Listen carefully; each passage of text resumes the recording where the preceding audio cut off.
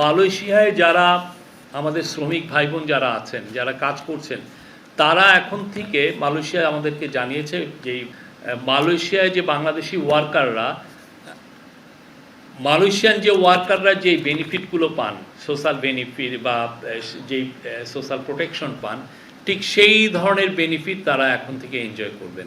তারপর হচ্ছে যারা আনডকুমেন্টেড এবং ইরেগুলার মালয়েশিয়ায় যে বাংলাদেশি ওয়ার্কাররা আছে, তাদের বিষয়ে আজকে আমাদের মিটিংয়ে আমাদের যিনি প্রবাসী কল্যাণ অ্যাডভাইজার আসিফ নজরুল স্যার এটা উঠিয়েছিলেন, এবং সেটা মালয়েশিয়ার কর্তৃপক্ষকে জানা হয়েছে যে তাদেরকে যেন তারা ইরেগুলার মাইগ্রেন্টদেরকে যাতে রেগুলারাইজ করা হয়। তো মালয়েশিয়া যখন প্রফেসর ইউনুস ফিরে আসছিলেন, তখন আসার সময় এয়ারপোর্টে মালয়েশিয়ান প্রাইম মিনিস্টার তাকে ফোন করেছিলেন, বলেছিলেন যে এই বিষয়গুলোই আলাপ হয়েছে এই ডেলিগেশন লেভেল টকসে, প্রত্যেকটা এই বিষয়গুলো তারা তাদের ক্যাবিনেটে উঠাবে।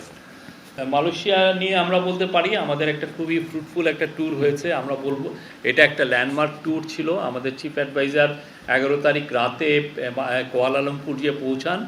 তার 12 তারিখে তার সাথে বায়োলেটারাল মিটিং হয় মালয়েশিয়ার প্রাইম মিনিস্টার দাতু সেরি আনোয়ার ইব্রাহিমের সাথে, এবং সেই সাথে মালয়েশিয়ার অনেক মিনিস্টার ছিলেন ওই মিটিংয়ে। এবং এটা খুবই আমি বলবো যে ফলপ্রসূ একটা ট্যুর হয়েছে, এবং এর ফলে বাংলাদেশ এবং মালয়েশিয়ার মধ্যে যে অলরেডি একটা ফ্রেন্ডলি রিলেশনশিপ আছে, সেটা আরও শক্তিশালী হলো এবং আরও নতুন উচ্চতায় উঠলো।